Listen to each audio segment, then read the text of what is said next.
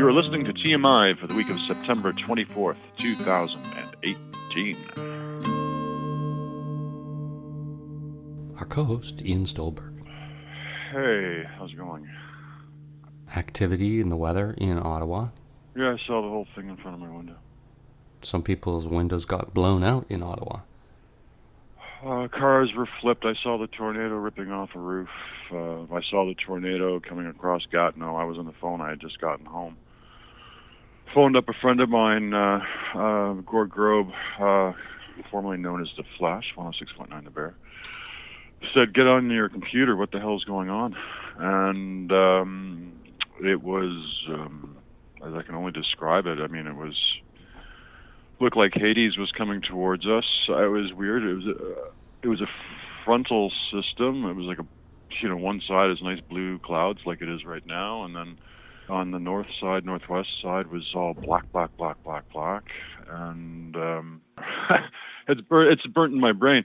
All of a sudden, it was like this cloud. It was just to the east of the Casino Lac Limay, and all of a sudden, this huge swirling motion, like it was transparent. You could see it, and I'm going, hey man, I don't believe what I'm seeing. I think there's a tornado. I look up at the top of the cloud. You could see it coming down. The wind was going from the west, so there's definitely a western arc. It wasn't a straight up and down tornado. It was on an angle. It was like a comma, but there was nothing in the middle. So you had the formation on the bottom, a huge base on the bottom, and then you had looked like a finger coming down from the cloud. Nothing in the middle. And then all of a sudden, over the and again, this is to the west. Well, from my angle, from the west of the east of the casino, the east side of the casino, you see this swirling motion, like this huge swirling motion, like you see on Tornado Alley and stuff. And then all of a sudden, I'm like, Gord, that's a huge roof. This black thing, just like this huge black thing, all of a sudden just rises up over the trees and is just picked up by this thing, and it's swirling. Well, I'm on the south side, so you see it coming down towards me, and it's like as the bird flies, it's like directly across from me.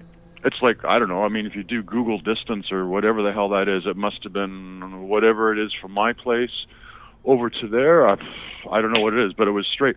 And I'm on the phone with Gord. I'm going, man, I got to get out of here. It's coming this way. The wind's coming from that direction. The tornado's coming this way.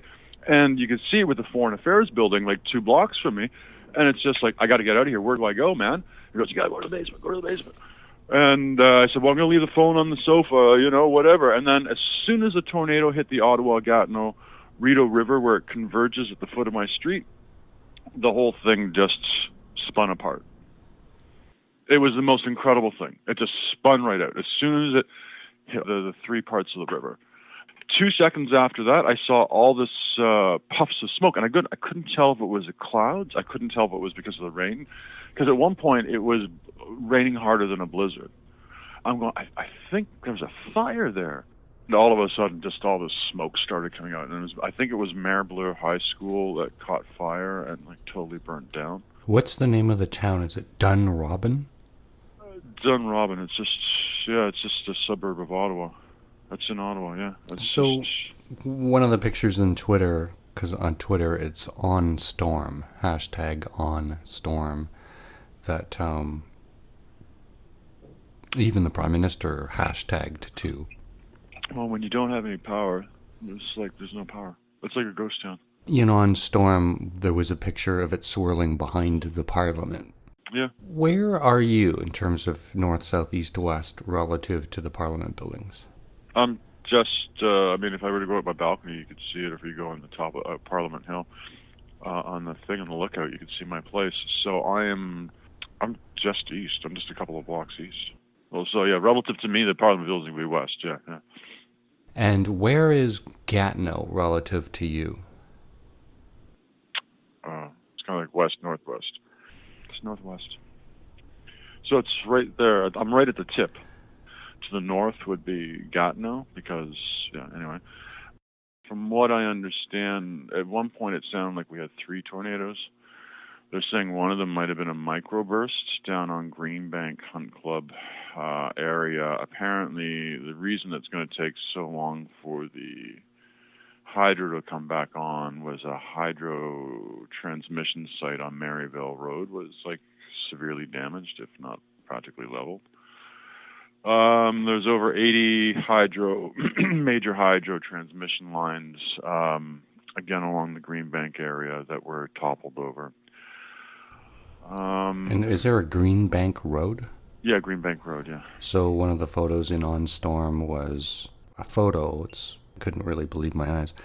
But it's really a long road with just pole after pole after pole, normal hydro poles. But they're snapped in half, sometimes twice. Yeah. And they're just teetering over, being held by the wires. Yeah. The power finally went out here. Like, my power was flickering from the time the hurricane / tornado / thunderstorm, whatever, came through. Yeah, it was just nobody expected this. We'd been warned that there was going to be possibly bad thunderstorms with 80-kilometer-an-hour winds, gusts a little higher, with the thunderstorms, if in fact we ever got any thunderstorms. And just caught everybody off guard. It done Robin. It's just apparently flattened.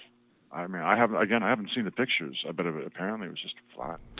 In defense of weather prediction people, obviously we got hit by the same front. It was a straight line front. There was actually two waves of it. And it's just this sort of diagonal line on the radar of, red dots of massive thunderstorms. Whatever parting of the seas goes on, the part that was supposed to hit Toronto just disappeared on its way here. As soon as it crossed Pearson or whatever, it just evaporated. But everything in a straight line almost between Toronto and Ottawa, and that straight line of thunderstorms, that front, was just a solid red line. And for whatever reasons, it always seems to part just as it's passing Toronto.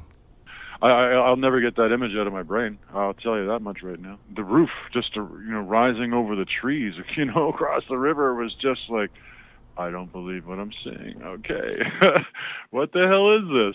One of the pictures in OnStorm was maybe the roof you're talking about. It was a giant building. Okay. I can't remember what business it was.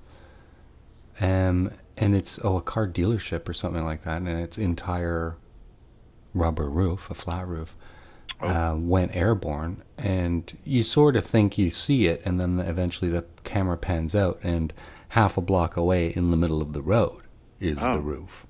Yeah. Oh, yeah, it got carried. Oh, I couldn't believe it. It didn't make the full when I saw it rising from above the trees, it didn't make the full rotation of the funnel cloud. It went up, kind of like wobbled there for a second. It kind of like, I think the roof was surprised that it was up off the building, kind of half a rotation going counterclockwise. And then I think it just came crashing back down again, And again, I have the bloody Foreign Affairs building in front of me, so it partially obscured what I was seeing. But it was quite the bloody sight, man. I don't ever want to see that again. Quite frankly, if that's what hurricanes are all about. This is this is the only thing I'm ever going to say in this show about this. But when they say get out of Dodge and run, if this is what you guys experience with hurricanes, I don't understand why you stick around and don't get out of Dodge and run. I mean, well, in your case, I don't know that going to the basement would have been necessarily the thing to do. Depends on what kind of building and what buildings surround you and what old trees and things can fall on you. But in a concrete building, you're probably pretty good in the apartment, but you do want to stay away from the windows. Oh yeah, yeah. And around me, the only thing that's of any size around me is right across the street is a 4-story old age home, and then that's just all the old homes down in Centertown that were built 100 years ago, so 150 years ago. So we're pretty, it's pretty innocuous. And then you got the Foreign Affairs building, but that's like 1, 2, 3 blocks away, plus a highway, a 6-lane highway. So it's quite the. It's quite. I tell you, I don't get goosebumps in the back of my neck, but so I phoned up Mr. Flash there just to make sure he was all right. After we kept on between everybody. All What the people I was station is he talking at? to. He was at 106.9 The Bear. Hold it. 106.9. The Bear. But it's now like some pop station. It's like this teeny bop. You know station. what I'm listening to these days? They killed the bear. They shot the bear. Maybe it's that bear that's roaming around. Yeah, it's missing its radio What's station. it called? 106.9. The Bear. But no, the bear. You've been the last 2 episodes mentioning the bear. Yeah. The something market bear. Yeah, the Bywood Market Bear. Yeah. Bywood Market. The Bear. Okay. This storm has absolutely nothing to do with the hurricane. Like the remnants. This is the remnants of Florence. I thought No. he was saying. No. The remnants of that Hurricane Florence moved out to sea days and days and days and days ago. Oh, well, there you go. And you say, oh, bullshit. But the storms that crossed as the front that hit us yesterday came from the west. It was nothing to do. It crossed. I watched it head towards Chicago and make its way over Windsor. It's a totally unrelated event. Oh, is this like the leftover hurricane that was flying through? Wasn't there a second one that went by Hawaii about? Now that I would not be surprised. That I don't know, but that is likely because that's where all that air comes from. Yeah. It crosses the Pacific, crosses over California. Yeah. BC. Well, I mean, these storms are basically the same storms, but they just keep on getting recycled as they travel around the world. Objection, argumentative. Argumentative. But I don't mean to be argumentative. Hurricane Florence came from the Caribbean. From the middle of the Atlantic, not the Caribbean. Well, if you're going to get more technical, it actually came from Africa. So there you go. Okay, disproving your own point after backing yourself into a corner. Yeah, well, of course, this would happen when I get home at 4 o'clock in the morning, and then Gord calls me at 10 o'clock saying, "Hey, man, are you going to come over and take my stuff out of the freezer?" Yeah. And I hung up on him. I was like, "Man, what are you doing?" We've got a show to do, and yeah. I told no, I was asleep. I was sound asleep. All your hopes and dreams have been hitched onto the TMI podcast. The TMI podcast. We need a bear. There we go. And we were talking about this. We phoned up a friend of ours, Mike Kelly, and Mike. I've known Mike for a few years, and shout out to Mike because we ended up. I think it was 1 o'clock this morning. The 3 of us, because nobody had power. Mike didn't have power in his apartment, except for the emergency elevator, and he lives on the 16th floor. And so Mike hadn't eaten, Gord hadn't eaten, I hadn't eaten. So we're just like looking at each other, going, "Okay, so what's open?" I thought you were going to say cannibalism. You guys considered cannibalism. Yeah. Everybody's pretty healthy. So the boys phone Pizza, and Pizza is like, "Nope, sorry, everything's shut down. There's no deliveries." Domino's, anything that we could think of that might be some commercial corporate crap. And nope, everything's shut down. We're like, oh, crap. I think there was a tweet in OnStorm that said the subway was open. There was a subway. Oh, probably not. Yeah, I don't know where in our area. It's kind of like, because they were talking about in Florence, and every time there's a hurricane, is it International House of Pancakes or IHOP? You can't do anything when you have no power, because when you have no power, you have no internet. When you have no internet, you have no Wi-Fi. The network went down. Gord and Mike were trying to get onto the internet, on the cell phone network, and the cellular network was down. Said no network service. And it was like, wow, okay, this is getting really bad. And imagine if the FCC, is that what we call it here? Industry Canada mandated that all cell repeaters have battery backup. Well, you would think. Imagine what our cell phones would cost then. Whoa. But they obviously have their little amplifiers plugged into the AC grid. Well, no, this is what I want to see, because this was patently ridiculous. You have no internet. Everything, the only reason I knew what I knew was from Cynthia, and because somehow she was able to piggyback off of somebody's Wi-Fi signal, and she was able to follow. What about your Grundig, your wind-up Grundig?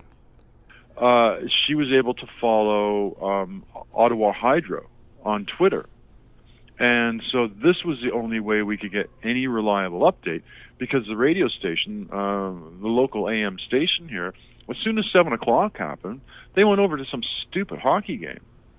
So here we're all trying to figure out what was going on. We're like, okay, well, what's going on? When's the next storm coming? You know, where's the power? Like, when's the power coming back on? You know, it's dinner time, you know, and there's nothing. You know, you live in a high rise. People are trapped in their high rises in wheelchairs and or in the elevators. I know in 2003 when we didn't have any power, when North America, the Eastern North America went out, and we lost toilet. We the water for the toilet and everything. Do you have a Ottawa 311? Yeah, it went shut. It crashed. Okay. Everything crashed last night and today. Because everything's crashed. There's also OPG on Twitter, and there's Toronto Hydro on Twitter. Okay. So there's most of these utilities are on Twitter. So, but in Toronto, it's DarkTO, hashtag DarkTO. When there's a power outage anywhere in Toronto, that hashtag has, you know, people by candlelight. Well, what's interesting is what my point I was trying to make before I started rambling on there. Pardon me. Was that all the cell phones have FM chips in them? Mm-hmm. So it's only because these nasty telecoms want to make money off of download our app and stream all these radio stations from all over the world. Well, they just want to data mine you. So, but there are FM chips that are already pre-installed, obviously, in these damn things. But the cell companies in Canada, for the most part, have chosen not to turn them on. So my point being is, when you have something like what happened last night, when you don't have internet, you need to get a hold of somebody or get a hold of information on the radio. I mean, it's just patently irresponsible. And in a time of crisis like this. Did Cynthia get a warning on her phone? Because a lot of people. I didn't ask you. A lot of people were posting the screenshot of this thing that they passed a few months ago. The emergency management has the ability to put messages on your phone unsolicited, and they pop up as notifications. And so people were posting the screenshots of that. So that's sort of a good idea. It's kind of big brothery, but definitely a good idea. Oh yeah, most definitely. I mean, that's a good idea, but I mean, the after effects, because a lot of people don't. It was interesting because by 1 o'clock in the morning, and I got to give a shout out to the Royal Oak Pub on Bank Street. I think it's near Nepean or Lisker. We were refugees last night. Well, I wasn't. I mean, I still had a place. But I was with my brothers in arms, and we were refugees looking for food and comfort. And all the bars were closing or closed, or the kitchen was closed. And then finally we wander into the Royal Oak Pub on Bank Street near Nepean and Lisker. And the kitchen was open. They kept the kitchen open later than normal. We had a jug of beer, Keith's, and 3 cheeseburgers with fries, and we just sat there and stuffed our faces and had beer. And so my hat's off for incredible community leader, the Royal Oak Pub, for being open after 1 o'clock in the morning to feed our sorry asses. So, 106.9 Royal Oak. The Bear. Okay. It doesn't exist anymore as a radio station. Yeah, I know. That's why it's okay. yeah. We're going to keep that up. It's never going to. 106.9 The Bear. Okay. Okay.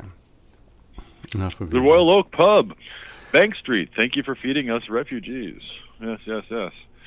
So, and then walking back, again, it was just walking back, back over to the man's place, and, a couple of shots of tequila and Corona later, and it's hash joints, and going back out into the night, it was just like, wow. Okay. Screw the show. Yeah. No. It was just the hair on the back of my neck. Hold on a second. Did our special guest just walk into the room? Was that Darth Vapor? No, you missed him. Darth Vapor's he came left and went. Oh, damn. You need what a rude, voice for him. What a prick. That Darth Vapor. You do a California for Darth Vapor? Yeah, man. Is that Darth Vapor? Oh, Darth Vapor. Yeah, Darth Vapor, man. Oh, shit. You took that. Okay. I think you should work on that. Okay. And but we had Boris. Boris is busy ripping people off in time of need, yes. He's busy in the Manafort trial. No, Boris is no Manafort trial. He's making money off of people who have no freezers right now. I give you freezer. You want freezer? I give you good deal. Nice. Boris. It's like in every city in North America 20 years ago were just filled with new Russian immigrants. Oh, God. And so now, 50% of the listening audience is Russian and taking great exception to your depiction. Oh, yeah. I'm an equal opportunity. Get my head kicked in. Oh, okay. I was trying to make, the Darth Vapor Californian. They're a little more mellow. Okay. Yeah, no, he'd be hitting me with his glass bong, A couple of uppercuts. Take his Birkenstocks to you. Yeah, man. Stay away from me, man. You're just too much, man. Okay, we'll hear a little bit from Darth Vapor later. I'll let you know when we spark him up. Okay, so Bill Maher this week. Actually, I need to fill up my coffee. Give me 2 seconds. This coffee break's brought to you by Cafe Verona, brought to you by Starbucks. Good cup of coffee at Starbucks. Okay.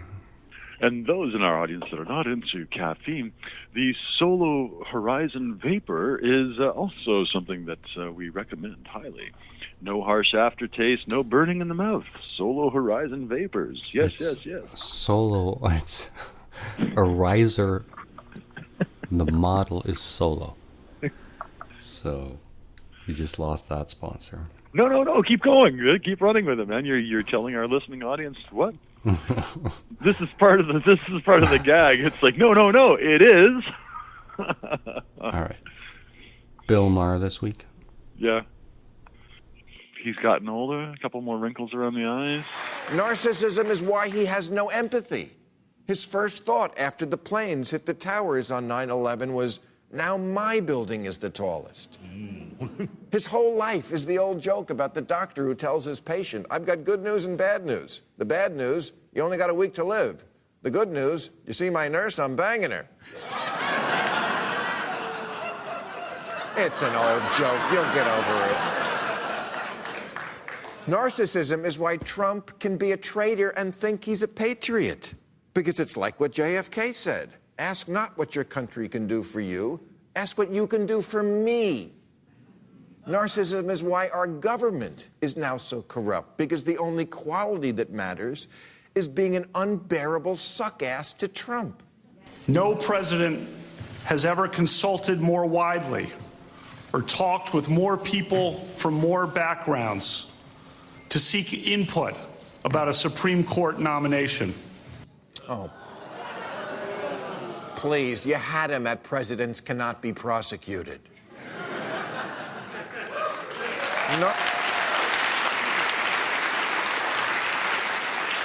Narcissism is why we have a foreign policy based entirely on whether or not, when our leader meets your leader, he thinks they like him. He said about President Xi, I like him, and I believe he likes me a lot. Oh, I hope so. Maybe you guys can watch The Notebook together and braid each other's hair. Same thing with Putin. He said, I hope I like him. I hope he likes me. And then there's his buddy in North Korea. I just came on stage and I was told that Kim Jong-un said some terrific things about me. Oh, jeez. Great. Maybe he'll sign your tits.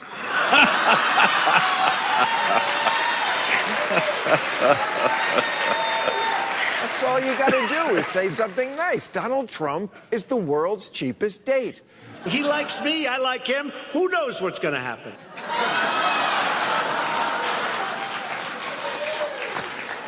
Like what? You're gonna fuck?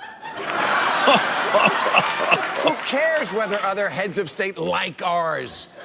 These other leaders are laughing at him, as if Putin is in the Kremlin going, oh, I hope he likes me. I would poison myself if I thought Donald Trump didn't like me. Take selfie of me, I send it to Trump.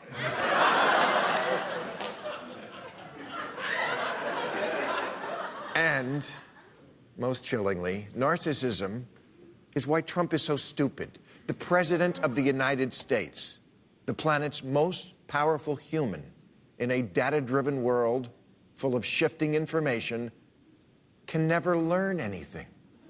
Narcissism makes you unteachable. You can't correct him because that would mean he was wrong, and that's impossible. He's infallible like the Pope or Oprah.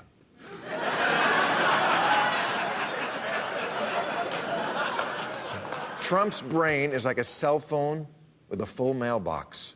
You can call, but you can't leave a message. All right, it's our show. I'll be at the Mirage again. Thank God for comedy. Yeah.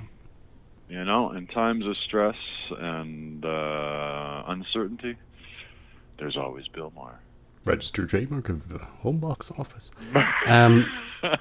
So, okay, this is really weird. Just we'll see if you have any reaction to this. This is a voicemail I got on my cell phone. Oh, okay. This call is that there is a lawsuit that is getting filed under your name. The moment you receive this message, I need you to get back to me on my department division number. That is 587-207-4575. I repeat, 587-207-4575. Now, if I don't hear a call from you, you will have to issue an arrest warrant under your name and get you arrested. So get back to me as soon as possible. Thank you. Who the fuck was that? Who the fuck was that? And notice how it sounds like he sort of has an accent. But notice how his cell phone is breaking up through the recording. Yeah. It seems or sounds like. And yet it's a voicemail from what we would presume to be a lawyer making an important billable call. You will be arrested. Anyway, so isn't that interesting? But if you Google the number, people are saying, oh yeah, he threatens that I'll be arrested. So that's a great thing. If you get calls from weird people, you can just Google it. Yeah. And often there's little postings of people who've already been called by that number. So anyway, I just thought that was really interesting.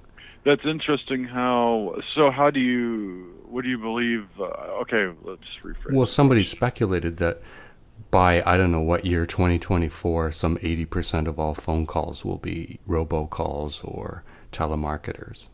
Oh, wow, okay. So it just happens, your number randomly happened to be, in the robocall universe, happened to come up? Is that how it works? Yeah, well, they have some list. And you know, I mean, it's kind of interesting. So every time one of them calls, you're like, take me off your list. But there's no way for that guy to take you off their list. Okay. So, yeah. Moving forward. In the spy, that whole threat to release the documents of emails that are considered top secret, I think it was an intelligence committee of the House, I believe it was, had assembled these emails. And but they had been treated top secret, and the secrecy had been maintained. And this week there's a big controversy about Trump's threat to release them. Former Secret Service, former intelligence officials have banded together and are... Oh, yes, I recall that. The head of all the different agencies. Yes. Now, apparently, though, news on Friday night was he seems to have turned around on his idea of releasing all that. Okay. I was speculating in a conversation that this is what Woodward named his book, was Fear. Yeah. And that dropping those little bombs to distract us from Manafort or Kavanaugh or whatever we're concerned about, it was just, I mean, you used to call him sort of a trial balloon, but it takes on more of a ominous Zeppelin type. Yeah. So Schiff, he is a congressman, a Democrat. Here's Schiff talking about this week's threat to release these documents that cover emails from McCabe and Comey and... With respect to some of the materials that the president has tonight ordered to be declassified, that the FBI and Department of Justice considered this to be Gang of Eight material, meaning not only material that shouldn't be shared publicly, but material that shouldn't even be shared outside of the top officials in Congress, the chair and ranking members of the intelligence committees, as well as the speaker and leaders of both House and Senate. So it's among, in their view, material that must be closely held. And beyond that, they have said that release of it, some of it would be a red line that they would not be willing to cross under any circumstance. Meaning some of them might quit. Mm-hmm. Or be ordered to release it, they refuse, and then that's grounds to dismiss, or ordered to, and then they resign. Mm-hmm. And this was all sort of working its way to Rosenstein, who I'm assuming this week you heard had got himself embroiled. Apparently the night he went to the White House to warn Trump not to release these spy documents, about an hour and a half later, the New York Times prints a story, I believe it's Thursday night, saying that he's talked about implementing Article 23 to remove the president, and suggested having his meetings with the president be recorded using a wire. Oh. And then MSNBC or NBC and I think it was CNN released stories that sort of contradicted that, in that they're reporting based on, they have somebody who was in the room at the time claiming that he said it in jest. But this is around the days just after they fired Comey. Okay. So there's a great sense of panic.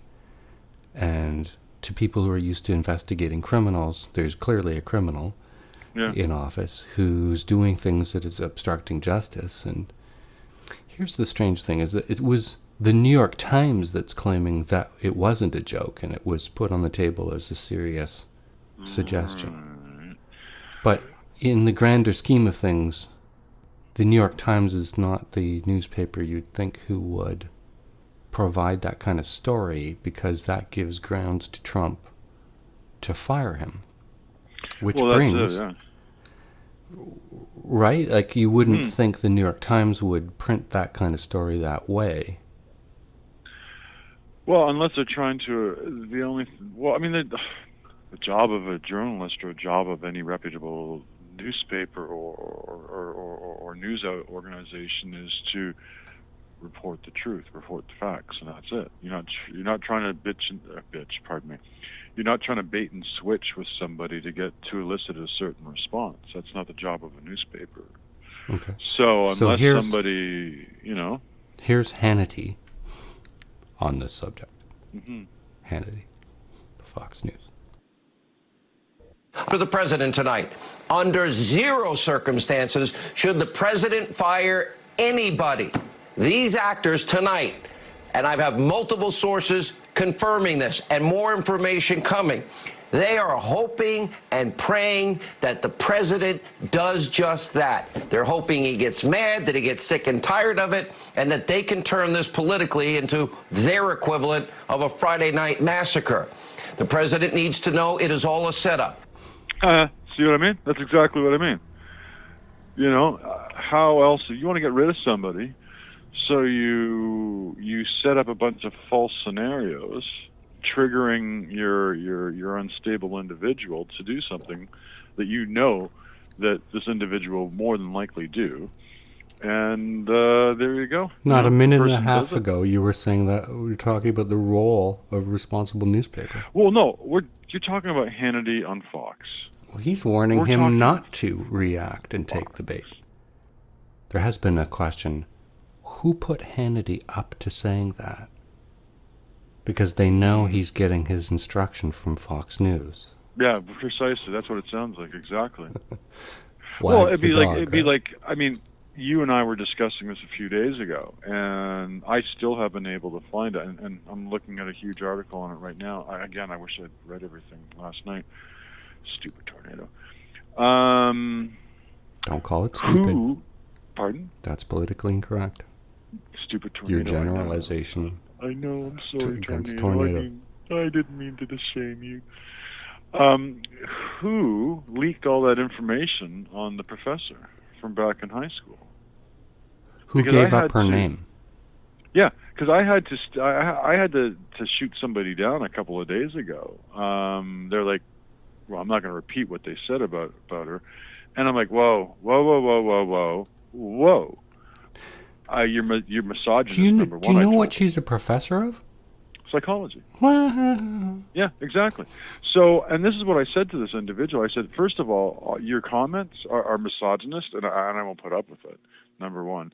Number two, you must be listening to Fox, because what you haven't mentioned in your diatribe was, her and her husband were for years quietly, seeing a therapist. She was dealing with what had happened with her. Her therapist turned over the notes with the permission of this professor to be examined, all with the understanding that it was supposed to be confidential and her name was not to be leaked. She was in no way seeking to publicize this or to have her name being smeared in the media, to the point of where now her and her family are in hiding because of death threats. And I had to put this individual in their spot, and but I was just absolutely amazed at the vitriol that was coming out of this person's mouth, and I was just like, I was shocked. I was really shocked that the media could elicit this response in somebody who doesn't know this person, never has met this person before in their life, but the venom coming out of their mouth was just. Okay. Speaking of venom, Lindsey Graham. Yeah. If she does not want to come Monday, publicly or privately, we're going to move on and vote Wednesday. They're bending over backwards. Yeah, I think I was more shocked by the comment made by, as a middle-aged white man, I'm really ashamed that this person is part of the tribe. I am really ashamed to call this person a fellow human being. This Republican senator at a fundraiser a couple of nights ago made a joke at the expense of Supreme Court Justice Ruth Bader Ginsburg. Did you hear about that one? Republican white men, especially the old crusty ones, oh God. Anyways, okay. So I'm not even gonna repeat the joke, but it had something to do with sexual molestation, Ruth Bader Ginsburg, and Moses. And some people nervously kind of laughed in the background, and the senator, because he was talking about this whole case right now with Kavanaugh and the psychology professor. And so it's just like Anita Hill when they totally ripped her over the coals and destroyed her life, or attempted to destroy her life. So, I mean, you talk about tone deaf with men in general, with the whole political setup down in the States. I mean, it's just absolutely appalling. You know, and then you have this so-called president leading the way, you know, with his crass remarks and everything. So Anita Hill took 3 days and had 22 witnesses. 22 witnesses in 3 days, yeah. So this whole sense of rush. Yeah, well, it's you know, I think it's taken a whole new dimension, pardon my grammar, now that the professors had to go into hiding with their family because of death threats. So this is Trump. We are looking to get this done as quickly as possible. So we have time available. We will delay the process until it's finished out. I guess we've invited everybody. I can tell you this, that Judge Kavanaugh is anxious to do it. I don't know about the other party, but Judge Kavanaugh is very anxious to do it. And a delay is certainly acceptable. We want to get to the bottom of everything. We want everybody to be able to speak up and to speak out. Yeah, so if I heard correctly, I could be wrong. I think his daughter even said to just cut Kavanaugh loose, that this was too much of a bitter pill for the... Well, even Kellyanne Conway was saying that she shouldn't be insulted and should be given her, which who could have guessed? Yeah. Anyway, another little clip from Trump. We feel that we want to go through a process. We want to hear both sides. Well, is he trying to be presidential, or? Yeah. So here's the deal. We've never heard him act anywhere near presidential. Yeah. I'm assuming that even Kavanaugh's probably said, "Can you keep a lid on it for a week?" Yeah. Kellyanne Conway, that feckless. Don't say it. Don't say it. Family show. I can't get the word feckless out of my head. Byword Market Bear. Byword Market Bear. 106.9. Byword Market Bear. And so Clinton released her book that she released about a year ago, but with an update. But here she is. Toilet paper, 50% off. Here she is on Rachel Maddow this week. Degrading the rule of law, delegitimizing elections, attacking truth and reason, undermining our national unity, looking at the broad cross-section of what has been going on ever since this presidency began. I think it is a crisis, and it's a crisis that should concern every American. And Canadians and Mexicans. And I mean, geez. Can I say Clinton Foundation? Can I say Benghazi? Can I say former U.S. ambassador to Libya? That's what I think of Clinton under her, head of the State Department. That's what I can't remember what her job was, but anyway. Okay, so maybe she's an evil genius, but what kind of genius is Trump? I wouldn't even put that in the same sentence. Stupid genius? No, I wouldn't even put that in the same sentence. Trump and genius? That's... Here's a term you might not hear. Philanthropist Donald Trump. In Canadian politics. Feckless. She crossed from the Liberal Party to the Tories. Oh, yes. Alslav. Yeah, hold on a second. Let me pull that out here. I was just looking at the Cape Fear River because of the flooding in South Carolina. Okay, yeah, that gal. That was last.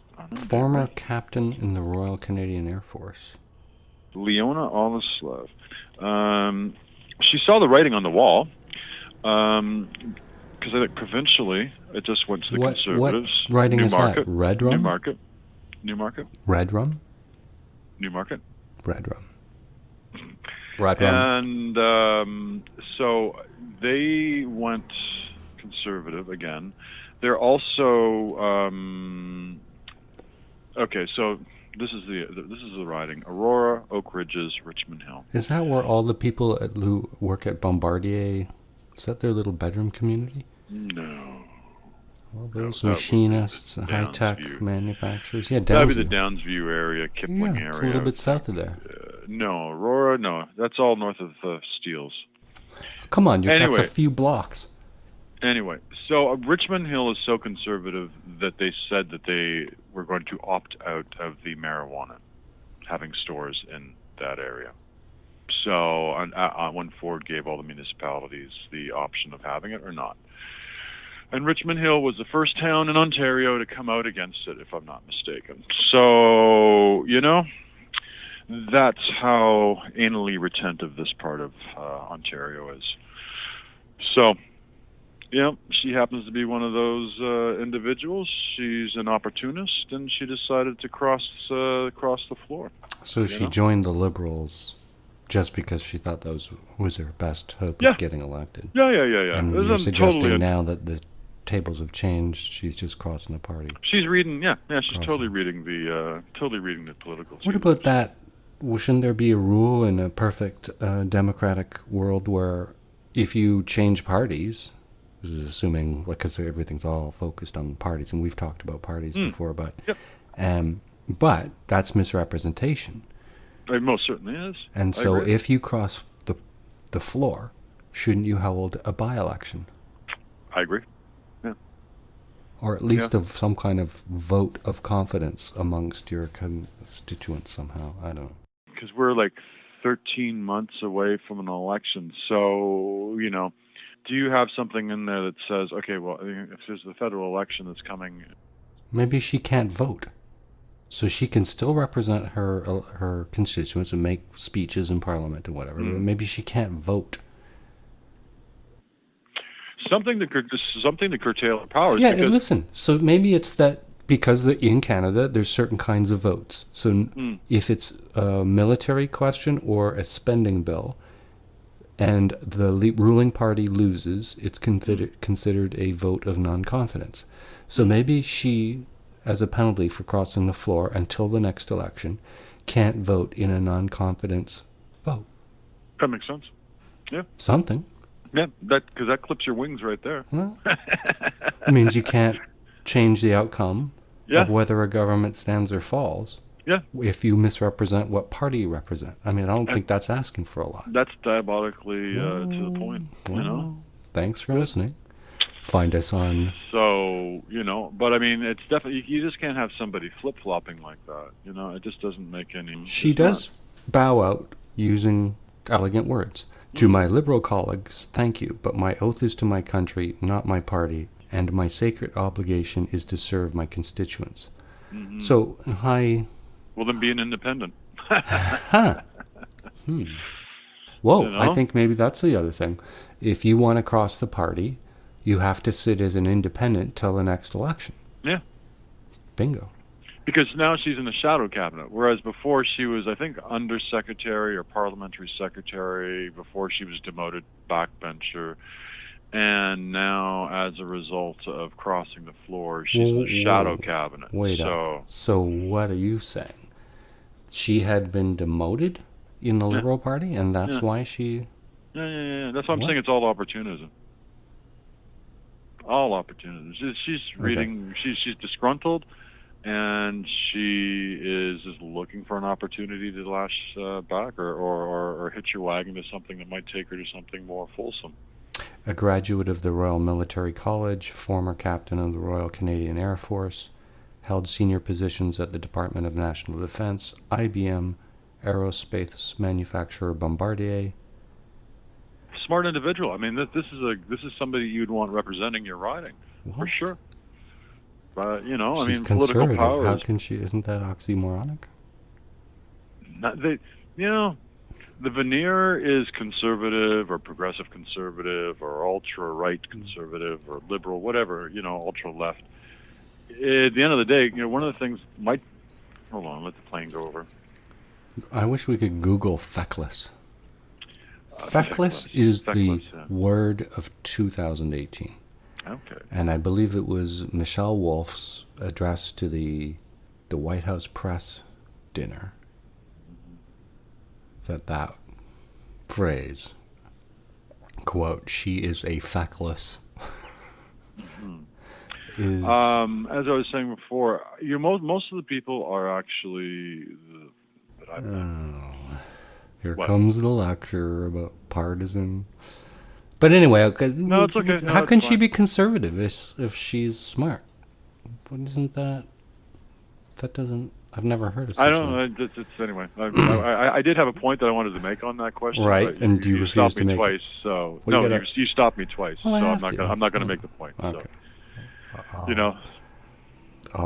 no point in trying to have a conversation with you. Anyway, stick to the script. There's no script. I'm not on a script today. Trust me. It's funny how me. So I don't trust my first instincts. One of my first instincts, my spidey senses got alerted to the creepy scenes where Kavanaugh paraded his daughters. Yeah, behind him, yeah. As quiet showboats. Mm-hmm. And,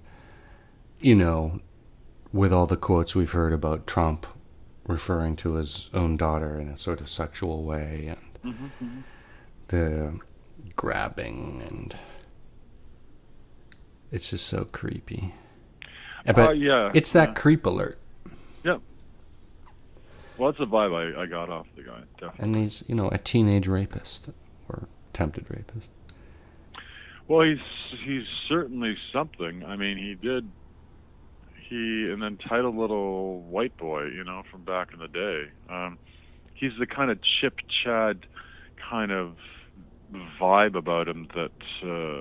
Varnays with the little cables that keep them attached to your head. Oh, he just has that kind of like Upper Canada UCC kind of, Ashbury College kind of, privileged, my shit doesn't smell kind of, vibe happening, and he's just got this tacky, rich vibe, Kavanaugh has become an embarrassment. The Republicans should be forced to carry him to a full term. Carry him to full term. Yeah. It's a joke about abortion. Yeah, no, I know. Okay. I just don't know what to say. It's the toughest crowds, man. It's like just personal note to self. Okay. He's a real surprising amount of effort going into not having FBI investigate Kavanaugh. Mm-hmm.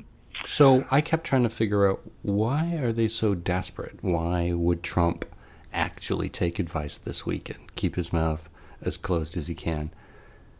And I thought, my first thought was, him and Giuliani's cooked up scheme may involve a plan, maybe if the House swings to the Democrats, that depends on having Kavanaugh be part of the Supreme Court. Mm-hmm. That if they find themselves in some kind of legal jeopardy and it gets escalated, it'll be the Supreme Court, Kavanaugh's opinion that the president shouldn't be investigated, charged, or impeded. And then I thought, but that's assuming that the Democrats win the House. So then I realized, well, that's interesting. So the more logical thing to conclude is that there's a huge rush to get Kavanaugh in place before he either backs out or somebody else speaks up, because the Republicans plan on losing control of the House. and that if they lose control of the House, they won't be putting up a person who, one, thinks the president shouldn't be bothered with justice levied against his crimes, and two, that if this is what I've always suspected was like a 10 or 20 year strategy on the part of Republicans, the moral majority, born-again Christians, to install someone who would upset Roe versus Wade, this will be their last chance, maybe for a very long time, to get one of their guys in the Supreme Court. But the premise of all that is that the Republicans know they're going to lose. And that kind of explains why are they willing to sacrifice so much, how they're viewed on their stance against Russians, how they're viewed in their stance against rule of law, how they're viewed in terms of their humanity towards immigrants and refugee claims, on and on and on, how they're viewed morally in terms of their protection and responsibility to protect the environment, how they're viewed on the lack of control of the banks, how they're viewed on the lack of control over the debt, which is approaching $1 trillion for Americans. All these things, why would they put up with all this stuff? They've sacrificed their control of the House. Follow the money, my friend. When it becomes so murky that you can't even see the bottom of the river. Well, hang on. I thought your argument was that they'll do anything to hold on to power. Well, this goes totally opposite to that, where they aren't even trying to get reelected as long as they can get through a Supreme Court nomination and cut taxes for the rich and a couple other things. Politics is like the jet stream. It's multi-layered. Right? And this is the great thing about, stupid people. This is why I love stupid people. It's just so complicated. Life is complicated. You actually have to, it's like peeling the layers of what would be a good example? You calling me a stupid people? No. You just put me into that. No, not you. No, not you. No, but I'm saying, it's like a fila pastry. It's like different levels, right? So on the one level, on the top level, on the dermis, you would have everything that everybody's going to see, right? So that's who you're gearing everything to. But the real action is happening just at the borderline between the strudel pastry, and then you have the apples and the cinnamon and everything like that, the strudel. That's where the magic is happening. That's where all the action is happening. It's not on the dermis at the top. No. That's just to confuse the public, people like you, my neighbors, and everything else like that. You weren't calling me stupid. Well, but in a loving way. You're such a stupid, lovable guy. It's like it's not in a backhanded, way. Words. You have such way. Okay.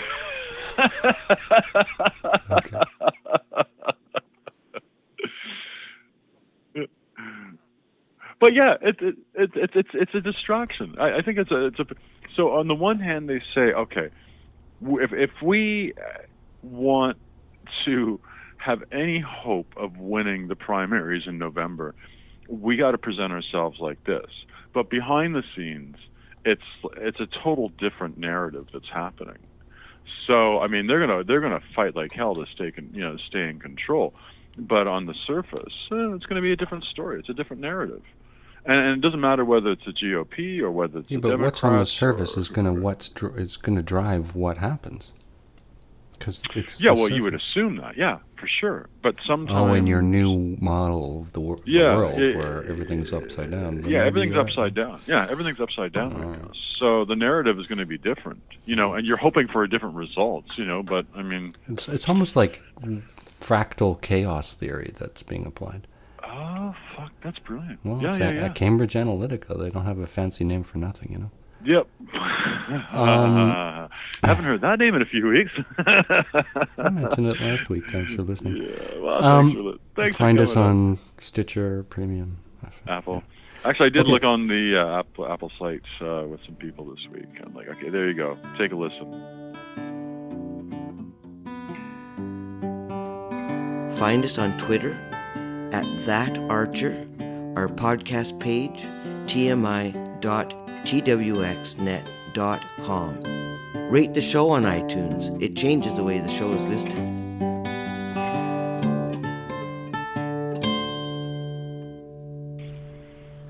Kavanaugh not stepping down proves he is not capable of being impartial. Like, if he was up for the job, he would have stepped down. Sure. Limiting the way she gives her testimony. Mm-hmm. Is it in camera, or is it going to be... It's supposed to be public. Not allowing her time to meet with the FBI. That's the upshot. They're not going to do... They decided that the creating an arbitrary rush where I think that they're not even sitting the Supreme Court, and they right, went a year and a half preventing Obama from appointing somebody. So, like, the idea that they can't wait till Thursday. Mm-hmm. I mean, all of these things as a judge trained to notice when a pushy prosecutor gets out of his lane, mm-hmm. and respecting due process. Exactly. Hasn't he proved by going along with all of this that he's incapable of being an impartial judge? I don't know, because, I mean, if history's taught us anything, when all of a sudden a certain culture or subculture percolates to the surface, if you look at McCarthyism, or Nazism, or any sort of fanaticism like that, or ism, as soon as this percolates to the surface, I don't know if it's the gas that it gives off, but everybody seems to get infected, right? Look at the Me Too movement. It caught on like a methane gas wildfire, and everybody gets wrapped up in it. All of a sudden, due process is out the window. It's supposed to be a Supreme Court judge, the highest court. Well, it doesn't matter, man. They're human beings. At the end of the day, see, this is what I think totally obscures everybody's, rationality on this.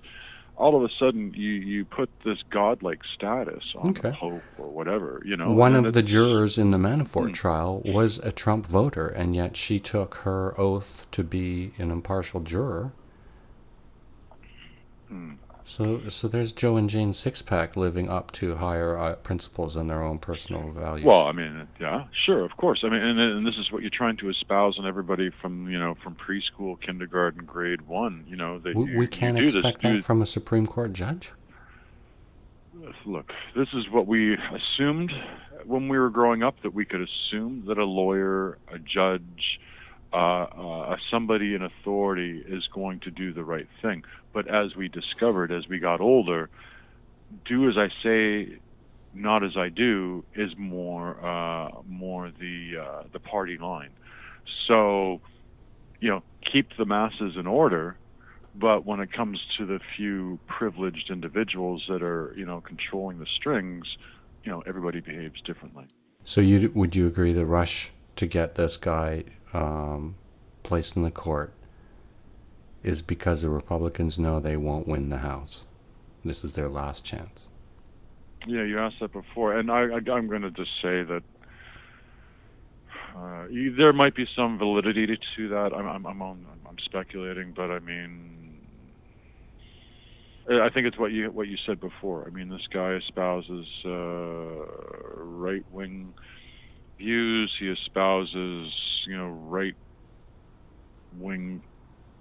religious views with regards to Catholicism, and like you said, Roe versus Wade.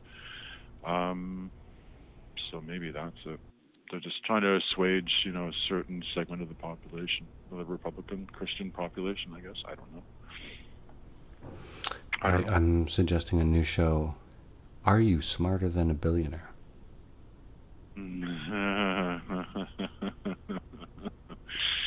I think Boris wants to be part of that when he's got some Russian-backed money that he can help you with. I think it's Deutsche Bank. I think they want to be a silent partner in this. On Friday, breaking news was a top advisor helping lead the Senate Judiciary Committee's response to sexual assault allegation against Judge Kavanaugh, has resigned amid evidence he was fired from a previous job in part because of a sexual harassment allegation against him. And the sky is blue. You know, I think we're going to be finding that there's going to be more and more and more of these allegations. But you felt like this whole thing was being steered a certain way, and turns out the guy steering it was fired for sexual harassment. All right, what does the term FANG mean to you? Facebook, Fang. Apple, I think Nike, and Google. FANG. Okay. I was going to think of a dog. Fang. Because, you know, I mean, as politics, suicides on the gates of the White House, and the Republicans or the House and Senate won't act as a check and balance against the executive. It's just interesting that these giant corporations are the ones who are firing people for Me Too indiscretions and taking the lead in terms of the machinery of what used to be politics or justice. So FANG now, these giant corporations with their Citizens United and their, I mean, there was, all week they were running an ad that was pro-Kavanaugh. And I'm like, who's putting up the money for those ads? Like, in an hour, I saw the ad 5 or 6 times. You know, the GOP. You know, again, you know... They're more interested in getting this judge in than re-electing themselves. Follow the money. That's what I said earlier in the show. Follow the money. When there's so much smoke and you don't know which exit to go, follow the money. But it's just weird. And even on the last episode, you were like, the root of power was them getting reelected. Yeah. But it's now all about the money. It's all about the money. Well, That's it's always different. been about the money. No, it's not. It's all about the money. It's about getting reelected. It's about money and power. There's no. I don't know. I don't know. Yeah, what but you don't see in it. they're purposely for the last year and a half been agreeing with a president is suiciding the party and the entire system. So they're not getting reelected. In fact, the reason why they're in you're making an assumption that they're not going to be reelected. The reason why they're in such a great panic to get Kavanaugh placed on the Supreme Court is because they know it's their last chance, because they know they're not going to get Okay, well, reelected. this will be interesting for our listeners to be the judge, jury, and executioner on this one, because I was the only one in my group and with you that said that Trump was going to, even when they were having the debates to find out who the Republican was going to be to lead them into the election, I said Trump was going to get it and he was going to win the presidency. So everybody else said that I was wrong. I turned out to be right. So I'm going to say this again for the purpose of the show, that the Republicans, I don't think are going to lose. I think it's, no, they're not going to lose. So you totally refused to answer my question about FANG. Well, again, I said follow the bloody money. Hurricane Florence follow-up. Brunswick nuclear power plant was shut down. And you didn't really hear much about it in the week since the hurricane. But they're just restoring power now to the site. You know, they have backup diesel generators, right? So Well, where's the threat? When they work. Yeah, where's the but threat? news They're not hasn't in an been earthquake zone. They're not in getting an out. earthquake. And the reason why they shut the plant down was because The water? people could not get to the plant. All the roads were flooded and blocked by logs, and so hopefully you had emergency staff. And then your hog lagoons. Yeah, that's all. Everything's busted. Everything's broken. Yeah, everything's overflowed. All the coal ash pits and all the tailings from the coal mines and everything. So Hundreds of millions of liters of toxic effluent and toxic biohazard. Containing mercury and arsenic. Yeah, yeah. Okay, let's do the headlines. Okay, headlines. Trump leaves U.S. and China on tip of new Cold War. Protracted tit for tat This thing will last long, albeit chief says of trade fight. Well, I guess what I have to say I guess my little editorial to that is that when the United States got into the Korean War, they were fighting not only the North Koreans, but they were also fighting the Chinese. The last time I checked, the war was still officially on between North Korea and China and the United States. So it would seem like the United States lost that one. And, that little thing called the Vietnam War, that was against the Vietnamese, and, China again. And the United States lost. So my thing to the Americans is every time you get into a war with China, you lose. And they're going to lose this. So... And this is the $250 billion new set of tariffs? Yeah. A bomb killed Afghan wrestlers. The accusations draw new attention to Kavanaugh's remarks on drinking. Stormy Daniels' full disclosure book will likely rattle the White House. Have you heard about that? Yeah. I don't give a damn about strippers and porn stars. No, Lagoons of pig waste are overflowing. She describes Trump's dick. I don't care. In great detail. I really don't care, and it's just no. I don't even want to talk about that. Lagoons of pig waste are overflowing after Florence. Yes, that's as nasty as it sounds. This climate report on a particularly unsavory effect of Hurricane Florence was posted on Facebook by non-governmental organizations, including the Riverkeeper, which added, "A lagoon leak is an environmental trouble." Oh, gee, I said that last week. If Waterkeepers Association. Yeah, that's a pretty powerful movement. Yeah. Let's see. I was trying to have Lake Ontario Waterkeeper on Mark Matson. Well, we never quite teed it up, but maybe we can get him on. Fort Trump, Polish leader's idea for a U.S. base draws a hail of criticism. Wow. Okay. Typhoon lays ruin to rarity in China, a surfer's paradise. Okay. Wreckage maybe from 18th century Endeavour, archaeologists say. From Sydney, Australia, the Endeavour set off from England in 1768 and traversed a world that sailors' maps had yet to document. The ship bounded through the Pacific Ocean, scraping up against the Great Barrier Reef and stopping in New Zealand and Thailand. Yeah, interesting. Nuclear promises from Kim fall short of U.S. demands, but it looks like everybody's having a good time between those two leaders. North Korea and South Korea plan to do a joint bid for the 2032 games. That is interesting. How will Trump take credit for that? Yeah, somehow he will. Okay, let's see, what else do we got here? Britain's departure nears, talks grow of blind Brexit. I hate that word, Brexit. Attacks fell, U.S. says, but threats pervase. Merkel wins round, but is seen as weaker in bout over spy chief. Okay.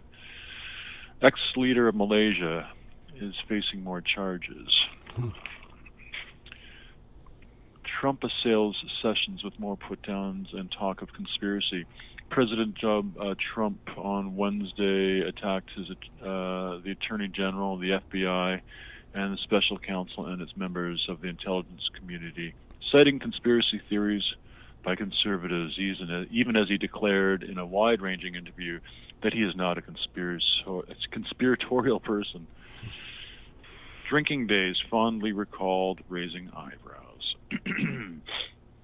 Christine Blasey Ford's claims that Judge Brett M. Kavanaugh sexually assaulted her when they were teenagers while he was drunk have drawn attention to a speech that he gave 4 years ago in which he discussed heavy drinking at Yale Law School, and to an offhand remark about his high school days that he made during another speech. Earlier this week, a transcript of a 2014 speech Judge Kavanaugh apparently gave at a banquet at Yale Law School Federalist Society surfaced via Washington Post reporter on Twitter. Some of it was later transcribed and posted by the magazine Mother Jones. The speech, in which he imparted lessons to students and reminisced about his time at school, contained one section in which Judge Kavanaugh, now 53, fondly recalled some debaucherous, if seemingly harmless, nights of heavy drinking and revelry at the Yale Law student. In one episode, he described taking a bus with his classmates to Boston for a Red Sox game. In a night of bar hopping, which ended with the students, quote, falling out of the bus onto the front steps of Yale Law School about 4:45 a.m. Quote, fortunately for all of us, we had a motto, what happens on the bus stays on the bus, the speech said. I think in another hearing, he said, what happens at, what's the name of the school? Georgetown Preparatory School. What happens at Georgetown stays at Georgetown? Yeah, preparatory school, yes. Touring damage in the Carolinas, the president follows his own script. God.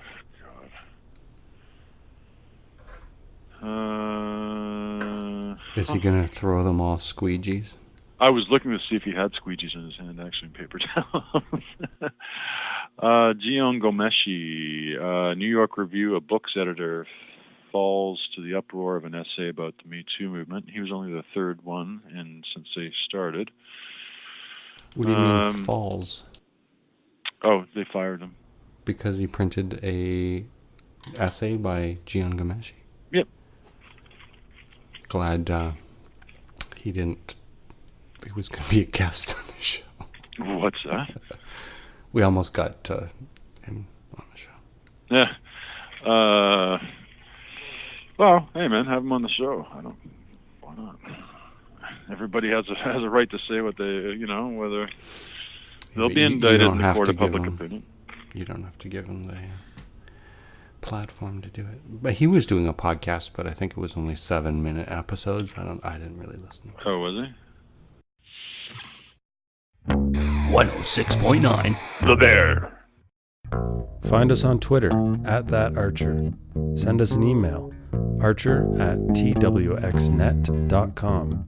For guest links and contact info, visit our podcast page, tmi.twxnet.com. Find us on Android and Apple podcast apps. Subscribe and rate the show on iTunes.